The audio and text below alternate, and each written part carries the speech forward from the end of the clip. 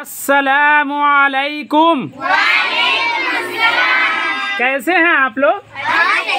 क्या पढ़ने जा रहे हैं? उर्दू नज्म। उर्दू नज्म का नाम है अस्सलामु अलैकुम।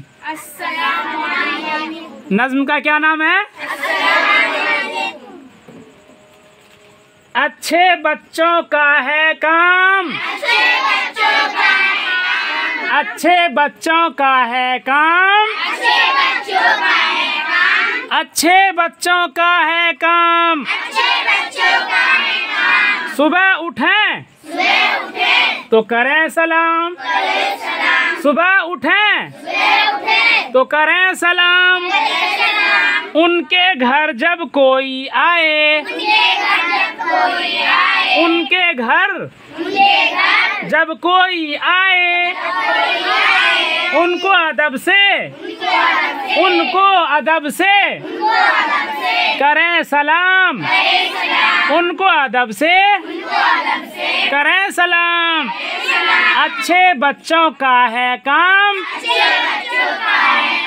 सुबह उठें तो करें सलाम। उनके घर जब कोई आए, उनके घर जब कोई आए, उनको अदब से करें सलाम।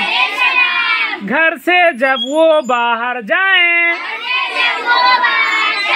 घर से जब वो बाहर जाएं, पेश करें वो सबको सलाम। अच्छे बच्चों का है काम, सुबह उठें तो करें सलाम, पेश करें वो सबको सलाम। अपने दीन की है तालीम, अपने दीन की है तालीम।